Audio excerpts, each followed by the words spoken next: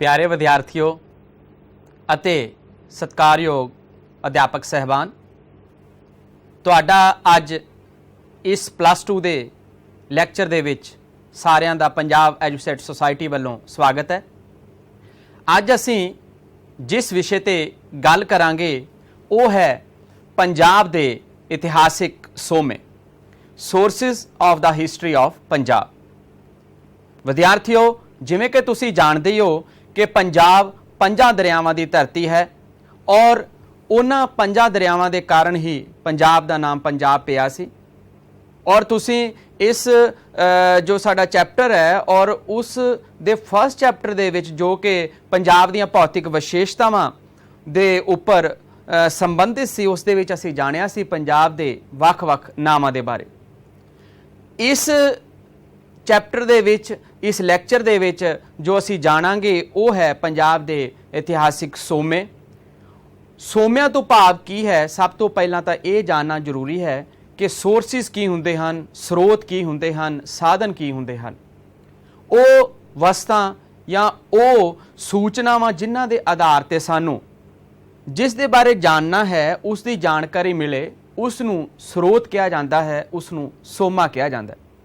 ਇੱਥੇ ਜੋ ਸਾਡਾ ਟੌਪਿਕ ਹੈ ਉਹ ਹੈ ਪੰਜਾਬ ਦੇ ਇਤਿਹਾਸਿਕ ਸੋਮੇ, ਭਾਵ ਕਿ ਪੰਜਾਬ ਦੇ ਇਤਿਹਾਸ ਨੂੰ ਸਮਝਣ ਦੇ ਲਈ ਜਾਂ ਜਾਣਨ ਦੇ ਲਈ ਸਾਡੇ ਕੋਲ ਉਹ ਕਿਹੜੇ ਸੋਮੇ ਹਨ, ਉਹ ਕਿਹੜੇ ਸੋਰਸਿਸ ਹਨ ਜਿਨ੍ਹਾਂ ਤੋਂ ਸਾਨੂੰ ਇਸ ਪੰਜਾਬ ਦੇ ਬਾਰੇ ਪਤਾ ਲੱਗਦਾ ਹੈ ਕਿ ਪੁਰਾਣੇ ਸਮੇਂ ਦੇ ਵਿੱਚ ਪੰਜਾਬ ਕਿਸ ਤਰ੍ਹਾਂ ਦਾ ਸੀ, ਪੰਜਾਬ ਦੇ ਵਿੱਚ ਕਿਹੜੇ ਭਵਨ ਸਨ ਜਾਂ ਕਿਹੜੇ ਗ੍ਰੰਥ ਉਸ ਵੇਲੇ ਲਿਖੇ ਗਏ ਸਨ, ਜਿਨ੍ਹਾਂ ਉਹ ਸਾਰੀਆਂ ਚੀਜ਼ਾਂ ਉਹ ਕਿਸੇ ਵੀ ਰੂਪ ਵਿੱਚ ਹੋ ਸਕਦੀਆਂ, ਉਹ ਸਾਹਿਤ ਦੇ ਰੂਪ ਵਿੱਚ ਵੀ ਹੋ ਸਕਦੀਆਂ, ਉਹ ਸਿੱਕਿਆਂ ਦੇ ਰੂਪ ਵਿੱਚ ਹੋ ਸਕਦੀਆਂ, ਉਹ ਖਾਲਸਾ ਦਰਬਾਰ ਦੇ ਰਿਕਾਰਡ ਹੋ ਸਕਦੇ ਹਨ।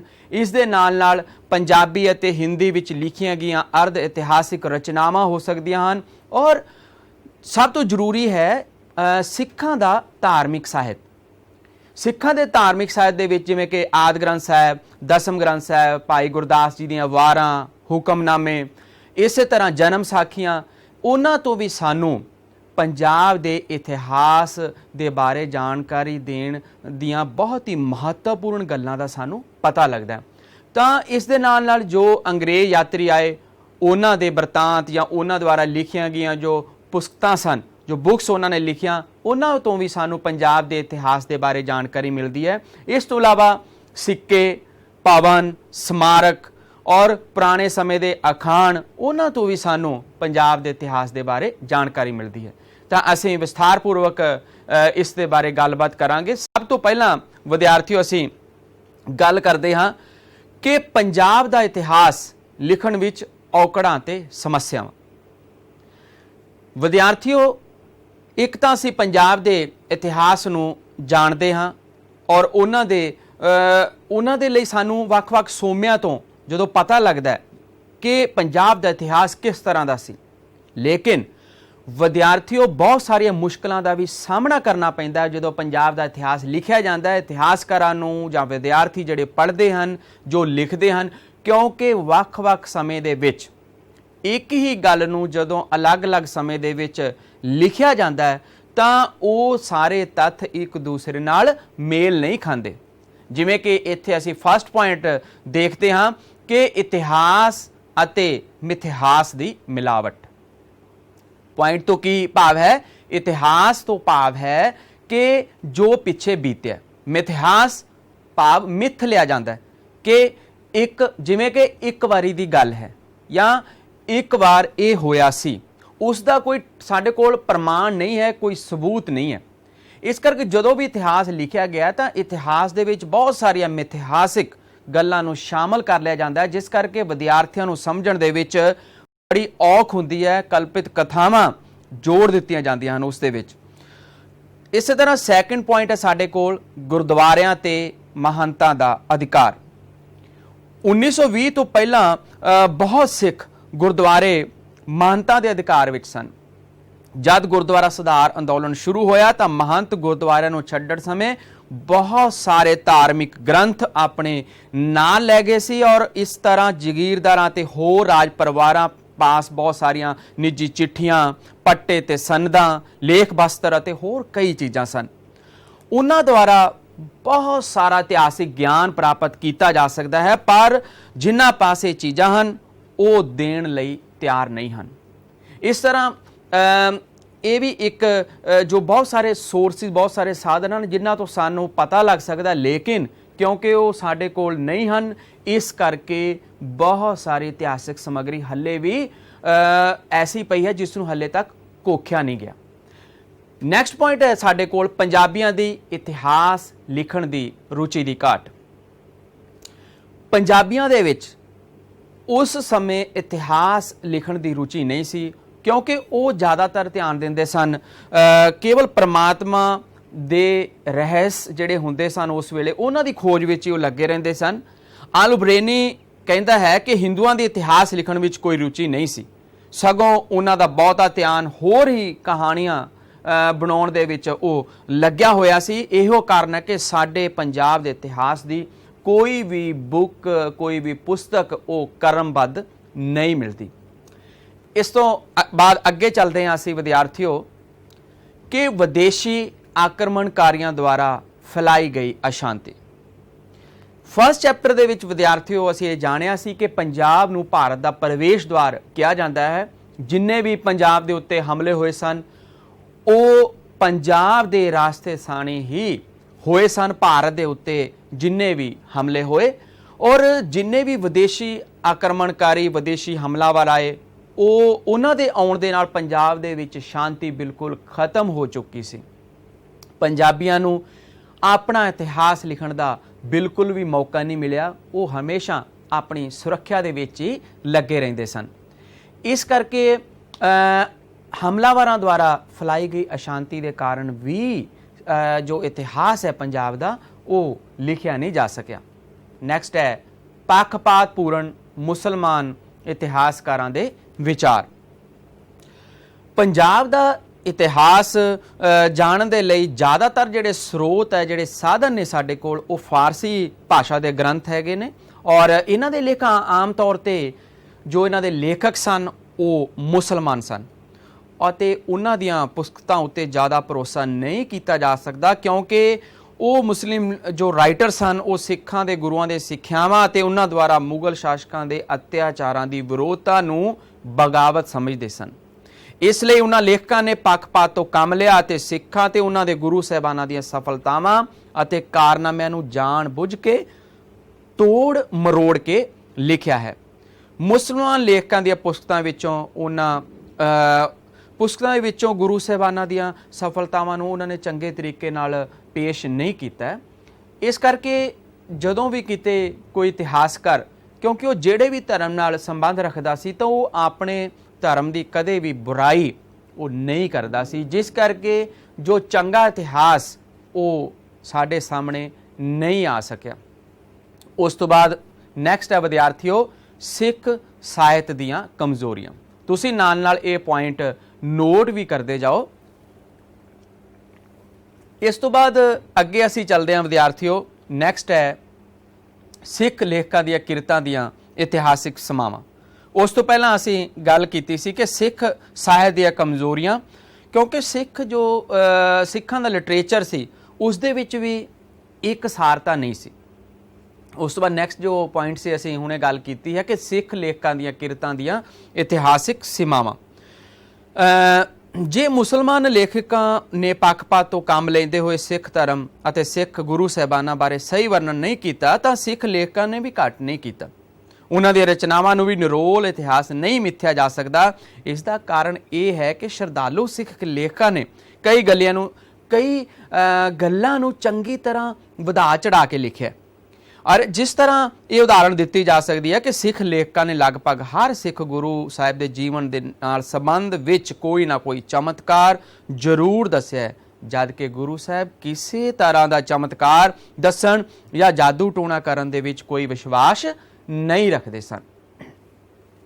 ਅੱਗੇ ਸਾਡੇ ਕੋਲ ਵਿਦਿਆਰਥੀਓ ਨੈਕਸਟ ਪੁਆਇੰਟ ਹੈ ਕਿ ਹਿੰਦੂ ਪੁਜਾਰੀਆਂ ਦੁਆਰਾ ਇਤਿਹਾਸਿਕ ਸੱਚ ਛੁਪਾਉਣ ਦੇ ਯਤਨ। ਜਿਸ ਤਰ੍ਹਾਂ ਸਿੱਖ ਧਰਮ ਇਸ ਤਰ੍ਹਾਂ ਦਾ ਅੰਦੋਲਨ ਸੀ ਕਿ ਜਿਸ ਦਾ ਮੁੱਖ ਉਦੇਸ਼ ਸਮਾਜ ਦੀਆਂ ਬੁਰਾਈਆਂ ਦੂਰ ਕਰਕੇ ਇਸ ਨੂੰ ਨਵਾਂ ਨਰੋਆ ਰੂਪ ਦੇਣਾ ਸੀ। ਇਸ ਉਦੇਸ਼ ਦੀ ਪੂਰਤੀ ਲਈ ਗੁਰੂ ਸਾਹਿਬਾਨਾਂ ਨੇ ਜਾਤ ਪਾਤ ਦਾ ਡਟ ਕੇ ਖੰਡਨ ਕੀਤਾ ਸੀ ਉਸ ਵੇਲੇ, ਔਰ ਉਹਨਾਂ ਨੇ ਮੂਰਤੀ ਪੂਜਾ ਅਤੇ ਹੋਰ ਕਈ ਧਾਰਮਿਕ ਅਤੇ ਸਮਾਜਿਕ ਰਸਮਾਂ ਦਾ ਵਿਰੋਧ ਕੀਤਾ ਸੀ, ਜਿਸ ਕਰਕੇ ਹਿੰਦੂ ਪੁਜਾਰੀ ਸ਼੍ਰੇਣੀ ਗੁਰੂ ਸਾਹਿਬਾਨਾਂ ਦੇ ਵਿਰੁੱਧ ਹੋ ਗਈ ਸੀ, ਕਿਉਂਕਿ ਉਹਨਾਂ ਦੇ ਜੋ ਘਰ ਚੱਲਣੇ ਉਹ ਬੰਦ ਹੋ ਗਏ ਸਨ, ਕਿਉਂਕਿ ਉਹਨਾਂ ਨੇ ਜੋ ਉਸ ਵੇਲੇ ਰੀਤੀ ਰਿਵਾਜ ਪੈਦਾ ਕੀਤੇ ਹੋਏ ਸਨ, ਕਿਉਂਕਿ ਉਹਨਾਂ ਦਾ ਸੰਸਕ੍ਰਿਤ ਭਾਸ਼ਾ ਦੇ ਉੱਤੇ ਪੂਰਾ ਕੰਟਰੋਲ ਸੀ, ਹਵਨ ਯੱਗ ਸਾਰਾ ਕੁਝ ਉਹੀ ਕਰਦੇ ਸਨ, ਔਰ ਇਸ ਕਰਕੇ ਉਹ ਗੁਰੂ ਸਾਹਿਬਾਨਾਂ ਦੇ ਵਿਰੁੱਧ ਹੋ ਗਏ ਸੀਗੇ। ਔਰ ਜਦੋਂ ਤੱਕ ਜਿੱਥੋਂ ਤੱਕ ਮਹੰਤਾਂ ਦਾ ਵਸ ਚੱਲਿਆ ਤਾਂ ਉਹਨਾਂ ਨੇ ਗੁਰੂ ਸਾਹਿਬਾਨਾਂ ਦੇ ਇਤਿਹਾਸ ਨੂੰ ਗਲਤ ਢੰਗ ਨਾਲ ਲਿਖਣ ਦਾ ਯਤਨ ਕੀਤਾ ਸੀ। ਉਸ ਤੋਂ ਬਾਅਦ ਨੈਕਸਟ ਹੈ ਸਾਡੇ ਕੋਲ ਪੁਆਇੰਟ ਕਿ ਔਰੰਗਜ਼ੇਬ ਦੀ ਕਠੋਰ ਨੀਤੀ। ਔਰੰਗਜ਼ੇਬ ਇੱਕ ਅੱਤ ਦਰਜੇ ਦਾ ਕੱਟੜ ਸੁੰਨੀ ਮੁਸਲਮਾਨ ਸੀ, ਕਿਉਂਕਿ ਦੋ ਮੇਨ ਪ੍ਰਥਾਵਾਂ ਉਸ ਵੇਲੇ ਚੱਲੀਆਂ ਹੋਈਆਂ ਸਨ, ਸੁੰਨੀ ਅਤੇ ਸ਼ੀਆ ਮੁਸਲਮਾਨ ਹੁੰਦੇ ਸਨ। ਸੁੰਨੀ ਮੁਸਲਿਮ ਬਹੁਤ ਹੀ ਕੱਟੜ ਹੁੰਦੇ ਸਨ, ਆਪਣੇ ਧਰਮ ਦੇ ਪ੍ਰਤੀ ਬਹੁਤ ਹੀ ਉਹ ਰਿਜਿਡ ਹੁੰਦੇ ਸਨ, ਔਰ ਉਹਨਾਂ ਨੇ ਉਸ ਵੇਲੇ ਜਦੋਂ ਔਰੰਗਜ਼ੇਬ ਨੇ ਇਹ ਐਲਾਨ ਕੀਤਾ ਹੋਇਆ ਸੀ ਕਿ ਉਹਨਾਂ ਦੇ ਦਰਬਾਰ ਦੇ ਵਿੱਚ ਉਹਨਾਂ ਦੇ ਖਿਲਾਫ ਕੋਈ ਵੀ ਇਤਿਹਾਸਕਾਰ ਜਾਂ ਲੇਖਕ ਕਿਸੇ ਤਰ੍ਹਾਂ ਦੀ ਕੋਈ ਵੀ ਗੱਲਬਾਤ ਨਹੀਂ ਲਿਖੇਗਾ।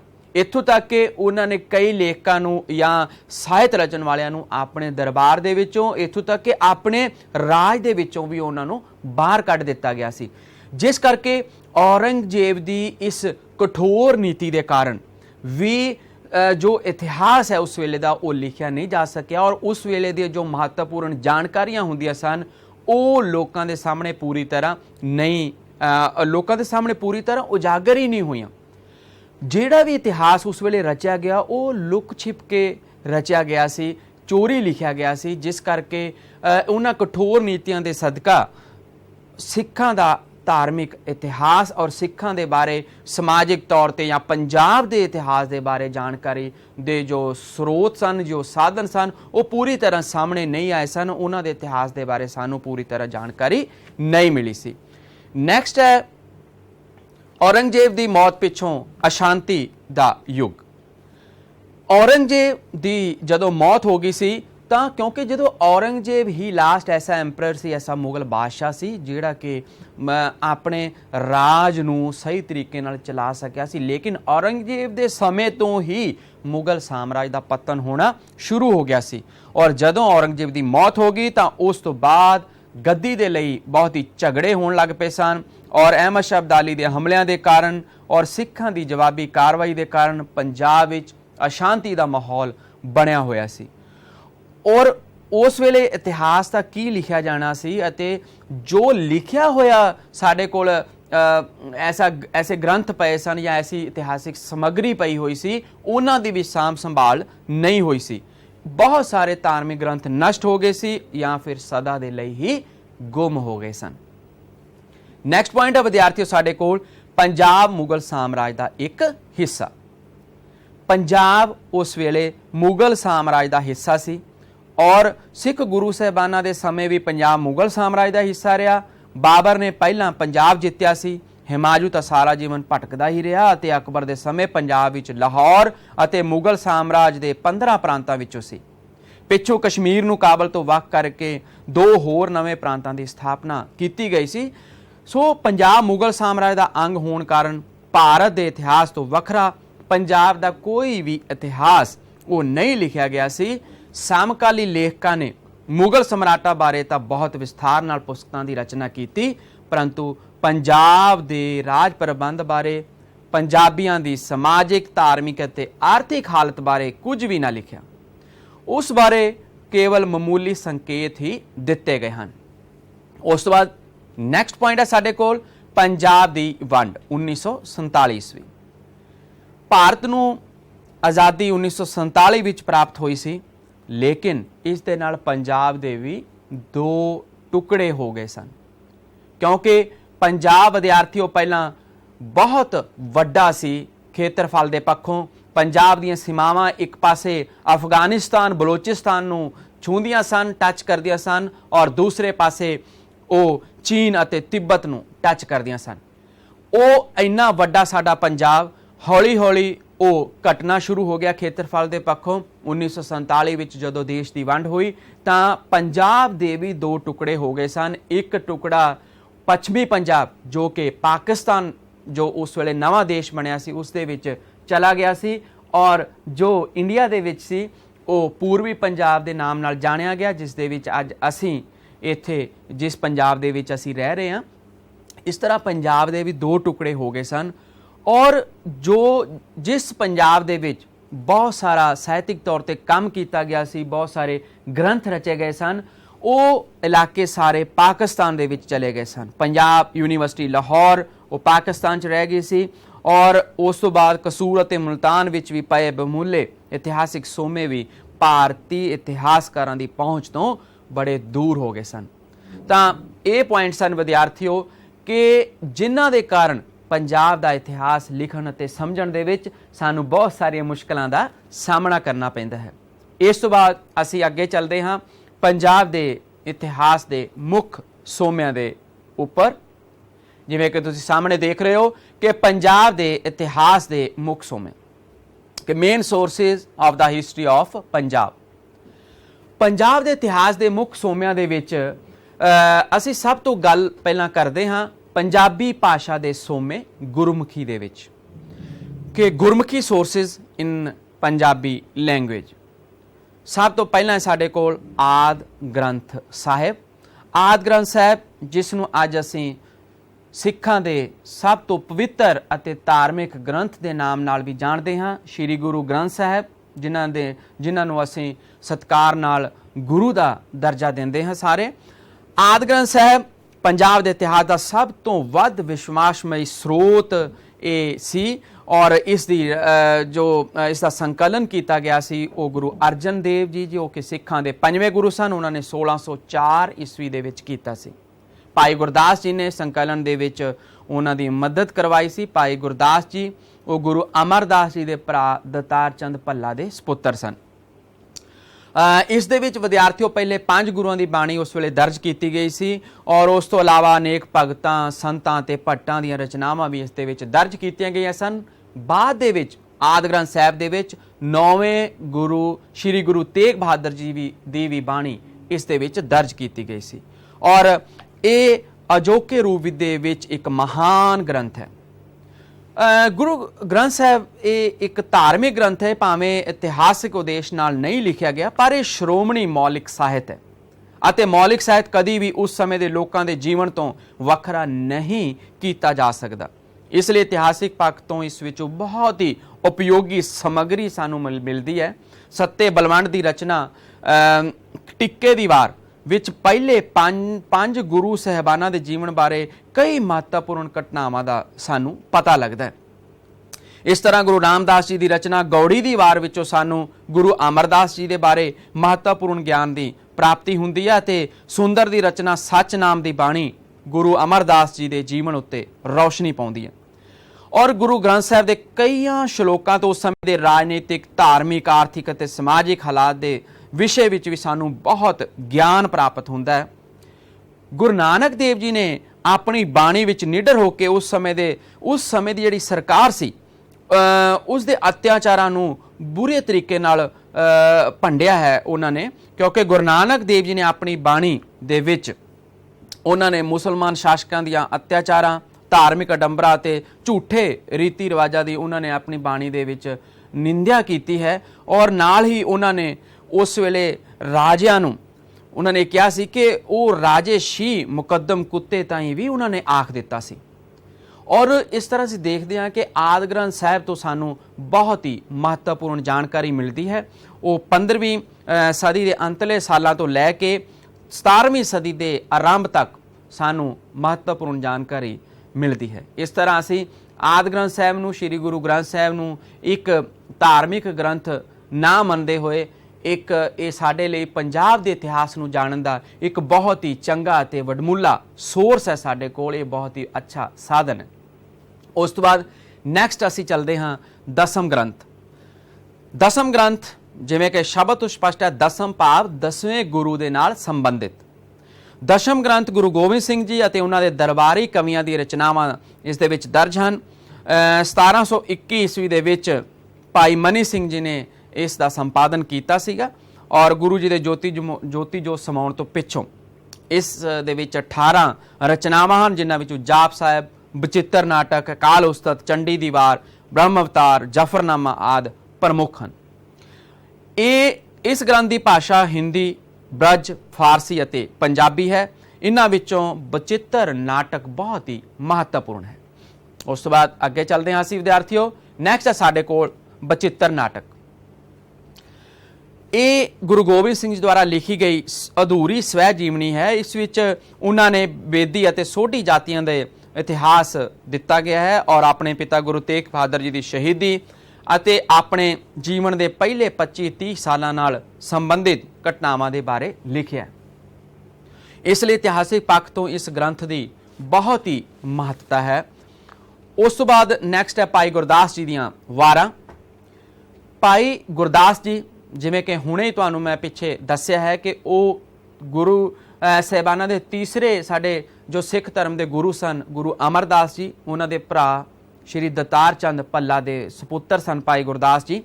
ਉਹਨਾਂ ਨੇ 39 ਵਾਰਾਂ ਅਤੇ ਕੁਝ ਹੋਰ ਕਵਿਤ ਲਿਖੇ ਹਨ। ਉਹਨਾਂ ਦੀ ਵਾਰਾਂ ਵਿੱਚ ਇਤਿਹਾਸ ਅਤੇ ਮਿਥਿਹਾਸ ਦਾ ਮਿਸ਼ਰਣ ਹੈ, ਪਰ ਫਿਰ ਵੀ ਕੁਝ ਇੱਕ ਵਾਰਾਂ ਦੀ ਇਤਿਹਾਸਿਕ ਮਹੱਤਤਾ ਬਹੁਤ ਹੈ।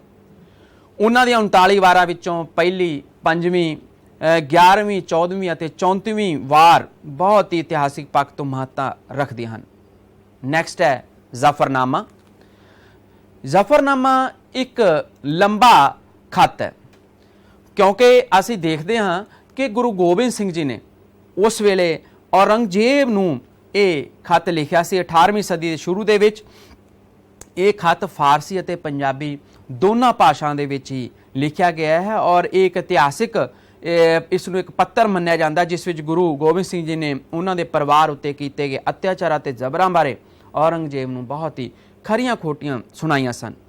ਉਹਨਾਂ ਨੇ ਆਪਣੇ ਪੱਤਰ ਦੇ ਵਿੱਚ ਸਪਸ਼ਟ ਕਰਦੇ ਔਰੰਗਜ਼ੇਬ ਨੂੰ ਲਿਖਿਆ ਸੀ ਕਿ ਉਹਨਾਂ ਨੇ ਤਲਵਾਰ ਉਸ ਸਮੇਂ ਚੁੱਕੀ ਜਦੋਂ ਹੋਰ ਕਿਸੇ ਢੰਗ ਨਾਲ ਕੰਮ ਨਹੀਂ ਚੱਲ ਸਕਿਆ। ਇਹ ਪੱਤਰ ਗੁਰੂ ਗੋਬਿੰਦ ਸਿੰਘ ਜੀ ਦੀ ਦਲੇਰੀ ਅਤੇ ਉਹਨਾਂ ਦੇ ਸਾਹਸਿਕ ਜੋ ਉਹਨਾਂ ਦੀ ਸੋਚ ਸੀ ਉਸ 'ਤੇ ਵੀ ਚਾਨਣਾ ਪਾਉਂਦਾ ਹੈ। ਅੱਗੇ ਚੱਲਦੇ ਹਾਂ ਅਸੀਂ। ਨੈਕਸਟ ਹੈ ਜਨਮ ਸਾਖੀਆਂ। ਜਨਮ ਸਾਖੀਆਂ ਤੋਂ ਭਾਵ ਹੈ ਵਿਦਿਆਰਥੀਓ ਕਿ ਗੁਰੂ ਨਾਨਕ ਦੇਵ ਜੀ ਦੇ ਜੀਵਨ ਦੇ ਬਾਰੇ ਜੋ ਗਿਆਨ ਸਾਨੂੰ ਮਿਲਦਾ ਹੈ ਉਹਨਾਂ ਨੂੰ ਜਨਮ ਸਾਖੀਆਂ ਕਿਹਾ ਜਾਂਦਾ ਹੈ। ਜੋ ਸਿੱਖਾਂ ਦਾ ਧਾਰਮਿਕ ਸਾਹਿਤ ਦੀ ਅਸੀਂ ਵਿਦਿਆਰਥੀਓ ਗੱਲ ਕਰ ਰਹੇ ਹਾਂ, ਉਸ ਦੇ ਵਿੱਚ ਸਾਨੂੰ ਬਹੁਤ ਸਾਰੀਆਂ ਐਸੀਆਂ ਗੱਲਾਂ ਜੋ ਕਿ ਪ੍ਰੀਖਿਆ ਦੇ ਪੱਖ ਤੋਂ ਵੀ ਬਹੁਤ ਹੀ ਮਹੱਤਵਪੂਰਨ ਹਨ, ਉਹ ਸਾਨੂੰ ਪੁੱਛੀਆਂ ਜਾ ਸਕਦੀਆਂ ਹਨ। ਜਿਹੜੇ ਸਾਡੇ ਆਬਜੈਕਟਿਵ ਟਾਈਪ ਕੁਐਸਚਨਸ ਆਉਣੇ ਹਨ ਉਹਨਾਂ ਦੇ ਵਿੱਚ ਵੀ ਇਹ ਪੁੱਛਿਆ ਜਾ ਸਕਦਾ ਹੈ, ਜਿਵੇਂ ਕਿ ਆਦਿ ਗ੍ਰੰਥ ਸਾਹਿਬ ਦਾ ਸੰਪਾਦਨ ਕਿਸ ਨੇ ਅਤੇ ਕਦੋਂ ਕੀਤਾ। ਗੁਰੂ ਅਰਜਨ ਦੇਵ ਜੀ ਨੇ 1604 ਈਸਵੀ ਵਿੱਚ। ਇਸੇ ਤਰ੍ਹਾਂ ਦਸਮ ਗ੍ਰੰਥ ਦੇ ਬਾਰੇ ਪੁੱਛਿਆ ਜਾ ਸਕਦਾ ਹੈ ਔਰ ਵਾਰਾਂ ਦੇ ਬਾਰੇ ਪੁੱਛਿਆ ਜਾ ਸਕਦਾ ਹੈ, ਭਾਈ ਗੁਰਦਾਸ ਜੀ ਦੀਆਂ ਵਾਰਾਂ ਦੇ ਬਾਰੇ। ਨਾਲ ਹੀ ਜਿਵੇਂ ਅਸੀਂ ਪਿੱਛੇ ਜ਼ਫਰਨਾਮਾ ਦੇ ਬਾਰੇ ਪੜ੍ਹਿਆ ਉਸ ਬਾਰੇ ਪੁੱਛਿਆ ਜਾ ਸਕਦਾ ਹੈ। ਤੇ ਹੁਣ ਅਸੀਂ ਗੱਲ ਕਰ ਰਹੇ ਹਾਂ ਜਨਮ ਸਾਖੀਆਂ ਦੇ ਬਾਰੇ। ਜਨਮ ਸਾਖੀਆਂ ਅਲੱਗ-ਅਲੱਗ ਸਮੇਂ ਦੇ ਵਿੱਚ ਲਿਖੀਆਂ ਗਈਆਂ, ਗੁਰੂ ਨਾਨਕ ਦੇਵ ਜੀ ਦੇ ਜੋਤੀ ਜੋਤ ਸਮਾਉਣ ਤੋਂ ਬਾਅਦ ਵਿੱਚ ਲਿਖੀਆਂ ਗਈਆਂ। ਜਿਵੇਂ ਕਿ ਪਹਿਲੀ ਜਨਮ ਸਾਖੀ ਦੀ ਗੱਲ ਕਰਦੇ ਹਾਂ ਅਸੀਂ, ਜਨਮ ਸਾਖੀ ਸੇਵਾਰਾਮ। ਇਹ ਸਭ ਤੋਂ ਪੁਰਾਣੀ ਜਨਮ ਸਾਖੀ ਮਿੱਥੀ ਜਾਂਦੀ ਹੈ ਔਰ ਮਕੈਲਿਫ ਅਨੁਸਾਰ ਇਹ ਜਨਮ ਸਾਖੀ 1588 ਈਸਵੀ ਦੇ ਵਿੱਚ ਲਿਖੀ ਗਈ ਸੀ। ਉਸ ਤੋਂ ਬਾਅਦ ਹੈ ਹਾਫਿਜ਼ਾਬਾਦ ਵਾਲੀ ਜਨਮ ਸਾਖੀ। ਇਹ ਜਨਮ ਸਾਖੀ ਓਰੀਐਂਟਲ ਕਾਲਜ ਲਾਹੌਰ ਦੇ ਪ੍ਰੋਫੈਸਰ ਗੁਰਮੁਖ ਸਿੰਘ ਨੇ ਹਾਫਿਜ਼ਾਬਾਦ ਤੋਂ ਪ੍ਰਾਪਤ ਕੀਤੀ ਸੀ ਅਤੇ ਇਹ ਜ਼ਿਆਦਾਤਰ ਵਲਾਇਤ ਵਾਲੀ ਜਨਮ ਸਾਖੀ ਨਾਲ ਮਿਲਦੀ ਜੁਲਦੀ ਹੈ ਅਤੇ ਇਹਨਾਂ ਦੋਨਾਂ ਦੇ ਵਿੱਚ ਘੱਟ ਅੰਤਰ ਹੈ। ਇਸੇ ਤਰ੍ਹਾਂ ਥਰਡ ਹੈ ਪੁਰਾਤਨ ਜਨਮ ਸਾਖੀ। ਪੁਰਾਤਨ ਜਨਮ ਸਾਖੀ ਦੇ ਸੰਪਾਦਕ ਭਾਈ ਵੀਰ ਸਿੰਘ ਜੀ ਸਨ। 1926 ਦੇ ਵਿੱਚ ਉਹਨਾਂ ਨੇ ਇਸ ਦੇ ਸੰਪਾਦਨ ਕੀਤਾ ਸੀਗਾ। ਉਸ ਤੋਂ ਬਾਅਦ ਹੈ ਨੈਕਸਟ ਮਿਹਰਬਾਨ ਵਾਲੀ ਜਨਮ ਸਾਖੀ। ਮਿਹਰਬਾਨ ਵਾਲੀ ਜਨਮ ਸਾਖੀ ਇਹ ਸੋਢੀ ਮਨੋਹਰ ਦਾਸ ਮਿਹਰਬਾਨ ਗੁਰੂ ਰਾਮਦਾਸ ਜੀ ਦੇ ਪੋਤਰੇ ਸਨ ਔਰ ਉਹਨਾਂ ਦਾ ਪਿਤਾ ਗੁਰੂ ਅਰਜਨ ਦੇਵ ਜੀ ਦਾ ਵੱਡਾ ਭਰਾ ਪ੍ਰਿਥੀ ਚੰਦ ਸੀ। ਮਿਹਰਬਾਨ ਕਾਫੀ ਵਿਦਵਾਨ ਵਿਅਕਤੀ ਸੀ ਔਰ ਉਹਨਾਂ ਦਾ ਸਿੱਧਾ ਸੰਬੰਧ ਗੁਰੂ ਘਰ ਨਾਲ ਹੋਣ ਦੇ ਕਾਰਨ ਗੁਰੂ ਘਰ ਦੀਆਂ ਬਹੁਤੀਆਂ ਪਰੰਪਰਾਵਾਂ ਅਤੇ ਘਟਨਾਵਾਂ ਦਾ ਉਹਨਾਂ ਨੂੰ ਗਿਆਨ ਸੀ। ਉਸ ਤੋਂ ਬਾਅਦ ਨੈਕਸਟ ਹੈ ਭਾਈ ਬਾਲਾ ਵਾਲੀ ਜਨਮ ਸਾਖੀ। ਸਿੱਖ ਰਵਾਇਤਾਂ ਅਨੁਸਾਰ ਇਹ ਜਨਮ ਸਾਖੀ ਗੁਰੂ ਅੰਗਦ ਦੇਵ ਜੀ ਨੇ ਪੈੜੇ ਮੌਖੇ ਤੋਂ ਲਿਖਵਾਈ ਸੀਗੀ। ਪੈੜੇ ਨਾਂ ਉਹਦਾ ਵਿਅਕਤੀ ਜਿਸ ਦੀ ਜਾਤ ਮੌਖਾ ਸੀ, ਔਰ ਗੁਰੂ ਨਾਨਕ ਦੇ ਜੀਵਨ ਹਾਲਾਤ ਭਾਈ ਲਾਲੋ ਪਾਸੋਂ ਉਸਨੇ ਇਕੱਠੇ ਕੀਤੇ ਸਨ। ਨੈਕਸਟ ਹੈ ਭਾਈ ਮਨੀ ਸਿੰਘ ਵਾਲੀ ਜਨਮ ਸਾਖੀ। ਭਾਈ ਮਨੀ ਸਿੰਘ ਇਹ ਸਭ ਤੋਂ ਪਿੱਛੋਂ ਲਿਖੀ ਗਈ ਜਨਮ ਸਾਖੀ ਹੈ, ਔਰ ਇਸ ਦਾ ਰਚਨਹਾਰਾ ਗੁਰੂ ਗੋਬਿੰਦ ਸਿੰਘ ਜੀ ਦਾ ਅਤ ਸ਼ਰਧਾਲੂ ਭਾਈ ਮਨੀ ਸਿੰਘ ਸੀ। ਉਸ ਤੋਂ ਬਾਅਦ ਵਿਦਿਆਰਥੀਓ ਨੈਕਸਟ ਹੈ ਹੁਕਮਨਾਮੇ। ਹੁਕਮਨਾਮੇ ਜਿਵੇਂ ਕਿ ਸ਼ਬਦ ਤੋਂ ਸਪਸ਼ਟ ਹੈ ਹੁਕਮ ਦੇਣਾ। ਇਸ ਦੇ ਉੱਪਰ ਵੀ ਤੁਹਾਨੂੰ ਸੰਖੇਪ ਨੋਟ ਪੁੱਛਿਆ ਜਾ ਸਕਦਾ ਹੈ, ਔਰ ਤੁਹਾਨੂੰ ਜੋ ਆਬਜੈਕਟਿਵ ਟਾਈਪ ਕੁਐਸਚਨ ਹੈ ਉਸ ਦੇ ਵਿੱਚ ਵੀ ਇਸ ਦੇ ਬਾਰੇ ਪੁੱਛਿਆ ਜਾ ਸਕਦਾ ਹੈ। ਹੁਕਮਨਾਮੇ ਉੱਤੇ ਇੱਕ ਸੰਖੇਪ ਨੋਟ ਲਿਖੋ। ਇਸ ਤਰ੍ਹਾਂ ਦਾ ਕੁਐਸਚਨ ਵੀ ਪ੍ਰੀਖਿਆ ਦੇ ਵਿੱਚ ਪੁੱਛਿਆ ਜਾ ਸਕਦਾ ਹੈ। ਹੁਕਮਨਾਮੇ ਭਾਵ ਹੁਕਮ ਦੇਣਾ। ਅਲੱਗ-ਅਲੱਗ ਸਮੇਂ ਦੇ ਵਿੱਚ ਸਿੱਖ ਗੁਰੂ ਸਾਹਿਬਾਨਾਂ ਨੇ ਜਾਂ ਉਹਨਾਂ ਦੇ ਰਿਸ਼ਤੇਦਾਰਾਂ ਨੇ ਸਿੱਖ ਸੰਗਤਾਂ ਨੂੰ ਜਾਂ ਮੁਖੀਆਂ ਨੂੰ ਸਮੇਂ-ਸਮੇਂ ਤੇ ਹੁਕਮ ਦਿੱਤੇ ਸਨ ਜਾਂ ਪੱਤਰ ਲਿਖੇ ਸਨ। ਉਹਨਾਂ ਨੂੰ ਸਤਿਕਾਰ ਦੇ ਨਾਲ ਹੁਕਮਨਾਮੇ ਕਿਹਾ ਜਾਂਦਾ ਹੈ। ਡਾਕਟਰ ਗੰਡਾ ਸਿੰਘ ਦੇ ਅਣਥੱਕ ਯਤਨਾਂ ਦੇ ਨਾਲ ਹੁਣ ਤੱਕ 89 ਹੁਕਮਨਾਮੇ ਉਹ ਇਕੱਠੇ ਕੀਤੇ ਜਾ ਚੁੱਕੇ ਹਨ, ਜਿਨ੍ਹਾਂ ਦੇ ਵਿੱਚੋਂ 34 ਹੁਕਮਨਾਮੇ ਗੁਰੂ ਗੋਬਿੰਦ ਸਿੰਘ ਜੀ ਦੇ, 23 ਹੁਕਮਨਾਮੇ ਗੁਰੂ ਤੇਗ ਬਹਾਦਰ ਜੀ ਦੇ ਹਨ ਅਤੇ ਬਾਕੀ ਗੁਰੂ ਸਾਹਿਬਾਨ ਦੀਆਂ ਪਤਨੀਆਂ ਦੇ ਵੀ ਹਨ। ਗੁਰੂ ਗੋਬਿੰਦ ਸਿੰਘ ਜੀ ਦੇ ਅੰਤਲੇ ਹੁਕਮਨਾਮੇ ਦੀ ਖਾਸ ਮਹੱਤਤਾ ਹੈ ਉਸ ਦੇ ਵਿੱਚ ਉਹਨਾਂ ਨੇ ਸਿੱਖ ਸੰਗਤਾਂ ਨੂੰ ਇਹ ਹਦਾਇਤ ਕੀਤੀ ਹੈ ਕਿ ਜੋ ਚੀਜ਼ਾਂ ਉਹਨਾਂ ਨੇ ਗੁਰੂ ਜੀ ਲਈ ਭੇਜਣੀ ਹੈ ਉਹ ਮਸੰਦਾਂ ਰਾਹੀਂ ਨਾ ਭੇਜਣ, ਕਿਉਂਕਿ ਉਸ ਸਮੇਂ ਤੱਕ ਮਸੰਦ ਜਿਸ ਪ੍ਰਥਾ ਦੀ ਸ਼ੁਰੂਆਤ ਗੁਰੂ ਰਾਮਦਾਸ ਜੀ ਜੋ ਕਿ ਸਿੱਖਾਂ ਦੇ ਚੌਥੇ ਗੁਰੂ ਸਨ ਉਹਨਾਂ ਨੇ ਕੀਤੀ ਸੀ, ਔਰ ਗੁਰੂ ਗੋਬਿੰਦ ਸਿੰਘ ਜੀ ਦੇ ਸਮੇਂ ਦੇ ਤੱਕ ਆਉਂਦੇ ਉਹ ਮਸੰਦ ਕਲਪ੍ਰਿਟ ਹੋ ਚੁੱਕੇ ਸਨ, ਉਹ ਭ੍ਰਿਸ਼ਟ ਹੋ ਚੁੱਕੇ ਸਨ। ਇਸ ਕਰਕੇ ਗੁਰੂ ਜੀ ਨੇ ਇਹ ਉਸ ਵੇਲੇ ਐਲਾਨ ਕੀਤਾ ਸੀ ਕਿ ਜਿਨ੍ਹਾਂ ਨੇ ਵੀ ਕਿਸੇ ਤਰ੍ਹਾਂ ਦਾ ਕੋਈ ਦਸਵੰਧ ਜਾਂ ਭੇਟਾ ਦੇਣੀ ਹੈ ਉਹ ਸਿੱਧੇ ਗੁਰੂ ਘਰ ਦੇ ਵਿੱਚ ਹੀ ਦੇਣ। ਨੈਕਸਟ ਹੈ ਵਿਦਿਆਰਥੀਓ ਪੰਜਾਬੀ ਸਾਹਿਤ, ਪੰਜਾਬੀ ਲਿਟਰੇਚਰ। ਪੰਜਾਬੀ ਸਾਹਿਤ ਦੀਆਂ ਵੀ ਕਈ ਰਚਨਾਵਾਂ ਮਿਲੀਆਂ ਹਨ, ਜਿਵੇਂ ਕਿ ਕਾਨ ਸਿੰਘ ਮੰਗਾਵਾਲੀਏ ਦੀ ਵਾਰ ਵਿੱਚ ਅੰਗਰੇਜ਼ਾਂ ਤੇ ਸਿੱਖਾਂ ਦੀ ਦੂਜੀ ਲੜਾਈ ਦੇ ਬਾਰੇ ਦੱਸਿਆ ਗਿਆ ਹੈ। ਇਸੇ ਤਰ੍ਹਾਂ ਸ਼ਾਹ ਮੁਹੰਮਦ ਦੀ ਰਚਨਾ ਕਿੱਸਾ ਸ਼ਾਹ ਮੁਹੰਮਦ ਵਿੱਚ ਰਣਜੀਤ ਸਿੰਘ ਪਿੱਛੋਂ ਅੰਗਰੇਜ਼ਾਂ ਤੇ ਸਿੱਖਾਂ ਦੀ ਲੜਾਈਆਂ ਦਾ ਵਰਣਨ ਬਹੁਤ ਹੀ ਸੋਹਣਾ ਕੀਤਾ ਗਿਆ ਹੈ। ਇਸ ਤਰ੍ਹਾਂ ਪੰਜਾਬੀ ਸਾਹਿਤ ਤੋਂ ਵੀ ਸਾਨੂੰ ਜਾਣਕਾਰੀ ਮਿਲਦੀ ਹੈ ਪੰਜਾਬ ਦੇ ਇਤਿਹਾਸ ਦੀ। ਇਹ ਤਾਂ ਸੀ ਵਿਦਿਆਰਥੀਓ ਸਿੱਖਾਂ ਦਾ ਧਾਰਮਿਕ ਸਾਹਿਤ। ਉਸ ਤੋਂ ਬਾਅਦ ਨੈਕਸਟ ਚੱਲਦੇ ਹਾਂ ਅਸੀਂ ਅੱਗੇ ਪੰਜਾਬੀ ਹਿੰਦੀ ਦੀਆਂ ਇਤਿਹਾਸਿਕ ਅਤੇ ਅਰਧ ਇਤਿਹਾਸਿਕ ਰਚਨਾਵਾਂ। ਪੰਜਾਬੀ ਅਤੇ ਹਿੰਦੀ ਦੀਆਂ ਇਤਿਹਾਸਿਕ ਅਤੇ ਅਰਧ ਇਤਿਹਾਸਿਕ ਰਚਨਾਵਾਂ ਦੇ ਵਿੱਚ ਉਸ ਵੇਲੇ 18ਵੀਂ ਅਤੇ 19ਵੀਂ ਸਦੀ ਦੇ ਵਿੱਚ ਪੰਜਾਬੀ ਹਿੰਦੀ ਦੀਆਂ ਬਹੁਤ ਸਾਰੀਆਂ ਐਸੀਆਂ ਰਚਨਾਵਾਂ ਮਿਲਦੀਆਂ ਹਨ ਜਿਨ੍ਹਾਂ ਤੋਂ ਸਾਨੂੰ ਪੰਜਾਬ ਦੇ ਬਾਰੇ ਦੇ ਵਿੱਚ, ਪੰਜਾਬ ਦੇ ਇਤਿਹਾਸ ਦੇ ਬਾਰੇ ਦੇ ਵਿੱਚ ਮਹੱਤਵਪੂਰਨ ਜਾਣਕਾਰੀ ਮਿਲਦੀ ਹੈ, ਜਿਨ੍ਹਾਂ ਦੇ ਵਿੱਚ ਫਸਟ ਅਸੀਂ ਦੇਖ ਰਹੇ ਹਾਂ ਗੁਰਸੋਭਾ, ਜਿਸ ਦਾ ਰਚਨਹਾਰਾ ਸੈਨਾਪਤ ਸੀ। ਇਸੇ ਤਰ੍ਹਾਂ ਸਿੱਖਾਂ ਦੀ ਭਗਤਮਾਲਾ, ਉਸ ਦੀ ਰਚਨਾ ਭਾਈ ਮਨੀ ਸਿੰਘ ਜੀ ਨੇ ਕੀਤੀ ਸੀ। ਉਸ ਤੋਂ ਬਾਅਦ ਨੈਕਸਟ ਹੈ ਪਰਚੀਆਂ, ਜਿਸ ਦਾ ਲੇਖਕ ਭਾਈ ਸੇਵਾਦਾਸ ਸੀ। ਇਸੇ ਤਰ੍ਹਾਂ ਹੈ ਬੰਸਾਵਲੀਨਾਮਾ, ਜਿਸ ਦੀ ਰਚਨਾ ਕੇਸਰ ਸਿੰਘ ਛਿੱਬਰ ਨੇ 1780 ਈਸਵੀ ਦੇ ਵਿੱਚ ਕੀਤੀ ਸੀ। ਉਸ ਤੋਂ ਬਾਅਦ ਨੈਕਸਟ ਹੈ ਸਾਡੇ ਕੋਲ ਮਹਿਮਾ ਪ੍ਰਕਾਸ਼। ਇਹ ਦੋ ਰੂਪਾਂ ਦੇ ਵਿੱਚ ਲਿਖੀ ਗਈ ਹੈ, ਮਹਿਮਾ ਪ੍ਰਕਾਸ਼ ਕਵਿਤਾ ਅਤੇ ਮਹਿਮਾ ਪ੍ਰਕਾਸ਼ ਵਾਰਤਕ। ਉਸ ਤੋਂ ਬਾਅਦ ਨੈਕਸਟ ਹੈ 10 ਗੁਰੂ ਕਥਾ ਅਤੇ ਗੁਰ ਬਿਲਾਸ ਪਾਤਸ਼ਾਹੀ 6ਵੀਂ। ਉਸ ਤੋਂ ਬਾਅਦ ਅਸੀਂ ਅੱਗੇ ਚੱਲਦੇ ਹਾਂ ਗੁਰੂ ਬਿਲਾਸ ਪਾਤਸ਼ਾਹੀ 10ਵੀਂ, ਗੁਰ ਪ੍ਰਤਾਪ ਸੂਰਜ ਗ੍ਰੰਥ, ਸਾਖੀ ਪੋਥੀ, ਪੰਥ ਪ੍ਰਕਾਸ਼ ਅਤੇ ਤਵਾਰੀਖ ਗੁਰੂ ਖਾਲਸਾ ਗਿਆਨੀ ਗਿਆਨ ਸਿੰਘ।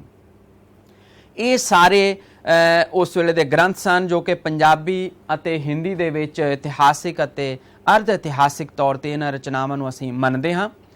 ਨੈਕਸਟ ਹੈ ਸਾਡੇ ਕੋਲ ਇਹ ਜੋ ਕਿ ਅਸੀਂ ਲਾਸਟ 'ਤੇ ਕੀਤਾ ਕਿ ਪੰਥ ਪ੍ਰਕਾਸ਼ ਅਤੇ ਤਵਾਰੀਖ ਗੁਰੂ ਖਾਲਸਾ ਗਿਆਨੀ ਗਿਆਨ ਸਿੰਘ। ਇਸ ਦੇ ਦੋ ਭਾਗ ਹਨ। ਇੱਕ ਹੈ ਪੰਥ ਪ੍ਰਕਾਸ਼, ਜਿਸ ਦੀ ਰਚਨਾ ਰਤਨ ਸਿੰਘ ਪੰਗੂ ਨੇ ਕੀਤੀ ਸੀਗੀ। ਉਸ ਤੋਂ ਬਾਅਦ ਨੈਕਸਟ ਹੈ ਤਵਾਰੀਖ ਗੁਰੂ ਖਾਲਸਾ। ਗਿਆਨੀ ਗਿਆਨ ਸਿੰਘ ਦੀ ਪ੍ਰਸਿੱਧੀ ਉਸ ਦੀ ਰਚਨਾ ਤਵਾਰੀਖ ਗੁਰੂ ਖਾਲਸਾ ਦੇ ਨਾਲ ਹੀ ਹੋਈ ਸੀ, ਜਿਸ ਦੇ ਅੱਗੇ ਭਾਗ ਹਨ ਜੀਵਨ 10 ਗੁਰੂਆਂ, ਸ਼ਮਸ਼ੇਰ ਖਾਲਸਾ, ਰਾਜ ਖਾਲਸਾ, ਸਰਦਾਰ ਖਾਲਸਾ ਅਤੇ ਪੰਥ ਖਾਲਸਾ। ਉਸ ਤੋਂ ਬਾਅਦ ਨੈਕਸਟ ਹੈ ਭੱਟ ਵਈਆਂ। ਪਾਟਵਈਆਂ ਇਹ ਵੀ ਇੱਕ ਬਹੁਤ ਹੀ ਮਹੱਤਵਪੂਰਨ ਸਰੋਤ ਹੈ ਉਸ ਸਮੇਂ ਦੇ ਇਤਿਹਾਸ ਨੂੰ ਜਾਣਨ ਦਾ। ਪੁਰਾਣੇ ਸਮੇਂ ਦੇ ਵਿੱਚ ਭੱਟ ਲੋਕ ਹੁੰਦੇ ਸਨ ਔਰ ਉਹਨਾਂ ਨੂੰ ਆਦਤ ਹੁੰਦੀ ਸੀ ਕਿ ਜੋ ਵੀ ਉਸ ਵੇਲੇ ਦੀਆਂ ਕੋਈ ਮਹੱਤਵਪੂਰਨ ਘਟਨਾਵਾਂ ਹੁੰਦੀਆਂ ਸਨ ਉਹਨਾਂ ਨੂੰ ਉਹ ਆਪਣੇ ਕੋਲ ਦਰਜ ਕਰ ਲੈਂਦੇ ਸਨ ਔਰ ਉਹੀ ਦਰਜ ਕੀਤੀਆਂ ਹੋਈਆਂ ਚੀਜ਼ਾਂ ਬਾਅਦ ਦੇ ਵਿੱਚ ਇੱਕ ਬਹੁਤ ਹੀ ਮਹੱਤਵਪੂਰਨ ਇਤਿਹਾਸਿਕ ਸਮੱਗਰੀ ਬਣ ਗਈ ਸੀ। ਉਸ ਤੋਂ ਬਾਅਦ ਅੱਗੇ ਚੱਲਦੇ ਹਾਂ ਅਸੀਂ ਫਾਰਸੀ ਭਾਸ਼ਾ ਦੇ ਸੋਮੇ ਪਰਸ਼ੀਅਨ ਸੋਰਸਿਸ। ਇਸ ਦੇ ਵਿੱਚ ਫਸਟ ਹੈ ਤੁਜ਼ਕ-ਏ ਬਾਬਰੀ ਜਾਂ ਬਾਬਰਨਾਮਾ। ਇਹ ਬਾਬਰ ਉਸ ਵੇਲੇ ਮੁਗਲ ਜੋ ਕਿ ਮੁਗਲ ਵੰਸ਼ ਦਾ ਮੋਢੀ ਸੀ ਬਾਬਰ, ਉਸ ਦੀ ਆਤਮ ਕਥਾ ਹੈ ਤੁਜ਼ਕ-ਏ ਬਾਬਰੀ। ਆਬਜੈਕਟਿਵ ਟਾਈਪ ਕੁਐਸਚਨ ਦੇ ਵਿੱਚ ਵਿਦਿਆਰਥੀਓ ਤੁਹਾਨੂੰ ਪੁੱਛਿਆ ਜਾ ਸਕਦਾ ਹੈ ਕਿ ਤੁਜ਼ਕ-ਏ ਬਾਬਰੀ ਇਹ ਕੀ ਹੈ ਜਾਂ ਬਾਬਰ ਦੀ ਆਤਮ ਕਥਾ ਦਾ ਕੀ ਨਾਮ ਹੈ। ਇਸੇ ਤਰ੍ਹਾਂ ਨੈਕਸਟ ਹੈ ਆਇਨ-ਏ ਅਕਬਰੀ। ਇਹ ਉਸ ਵੇਲੇ